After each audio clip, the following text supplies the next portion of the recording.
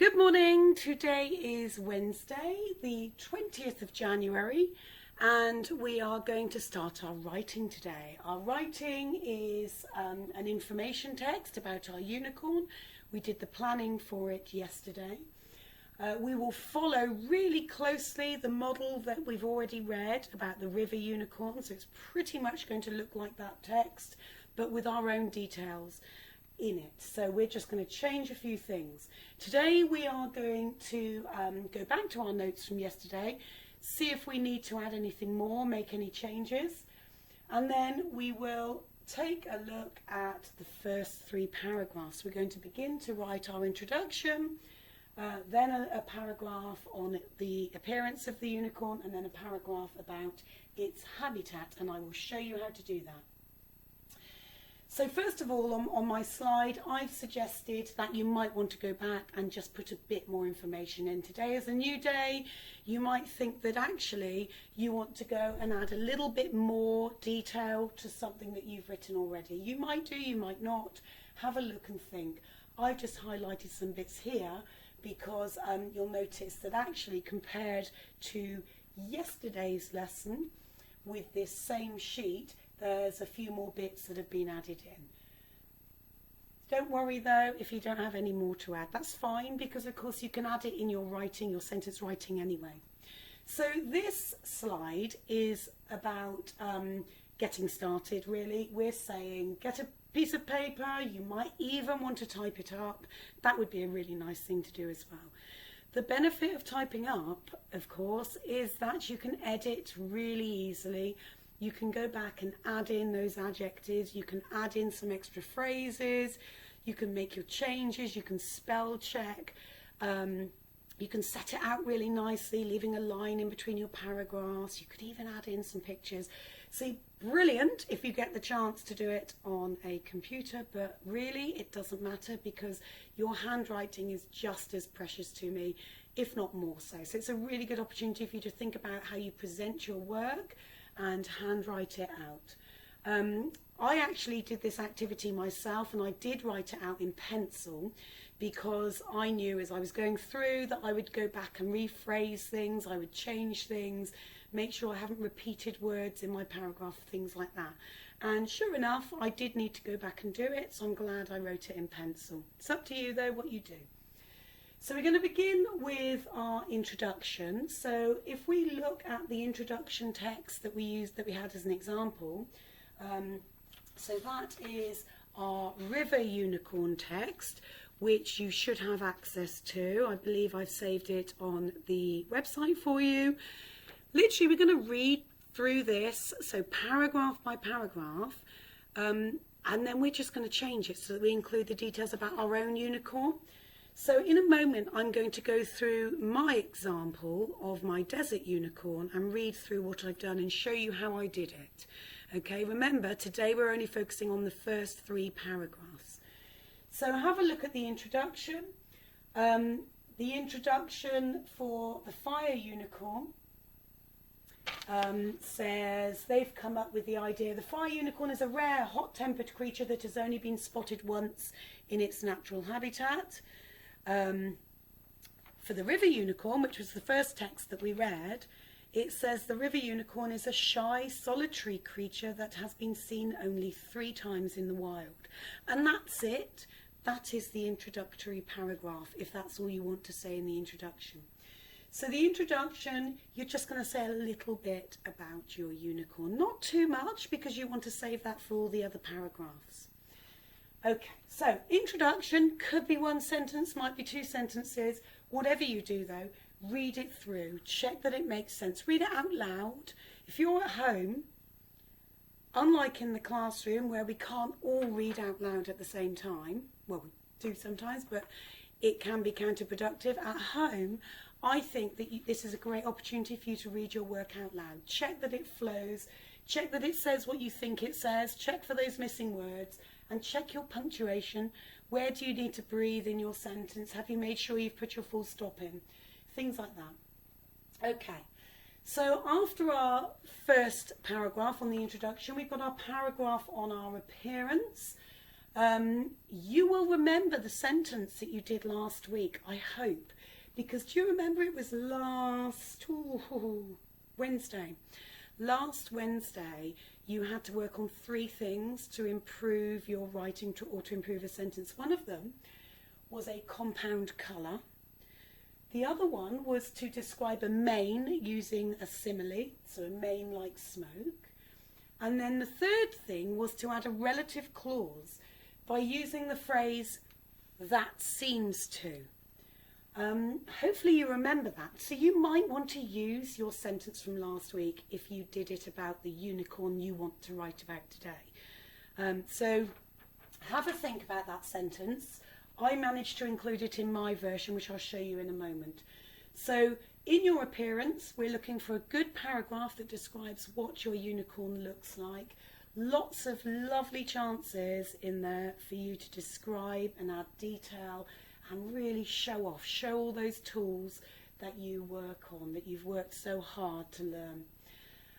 You might talk about the unicorn's size as well. So this is a really nice paragraph to be writing.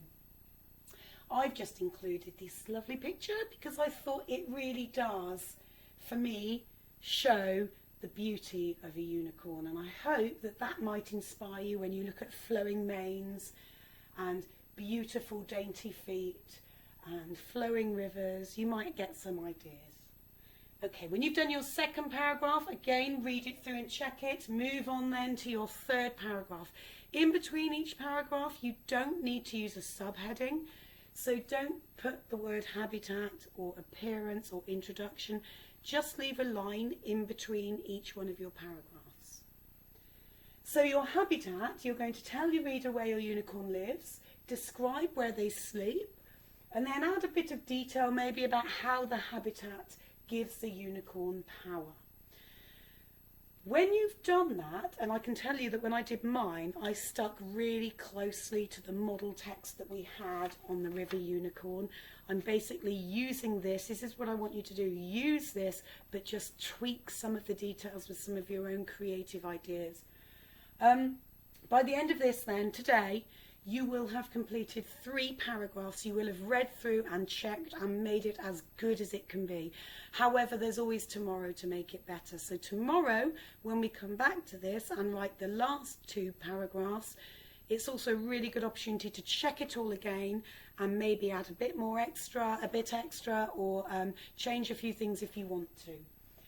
So, we will finish tomorrow. What I'm also going to do though, and I would just have to quickly change the camera slides for this, but I'm going to work through the first 3 paragraphs that I wrote. Okay, so bear with me, that's going to come up now. Okay, I really hope that you can see the board. As I said to you earlier, I have written this in pencil, and I've done that for a reason, because I wanted to be able to rub things out, go back and improve and edit and rethink some of the phrases and maybe the order of things that I did. So I've done it in pencil, but I'm really hoping that you can still read it. I'm going to read it out anyway, so it's really not too much of a problem if you can't read it. But first of all, I would just remind you of Dum Tum, how you should be presenting your work. So you will need to put your date, underline it with a ruler, misalign, and then title, underline it, misalign. So for my introduction, if I take a look, I'm just going to turn this page over, because if we remember that the introduction for the river unicorn was 1 sentence. I've done something similar with mine. Mine is 2 sentences because I couldn't help myself, but it does follow a similar pattern. Mine says, the desert unicorn is a bold and brave species that has rarely been seen by anyone.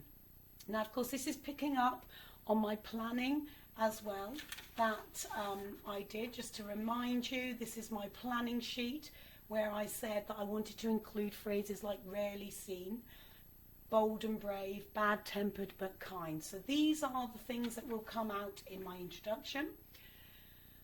What we do know is that the unicorn has earned a reputation as being bad-tempered yet kind to those who are pure of heart.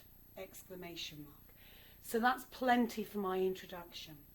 Misalign, moving now to my paragraph about appearance.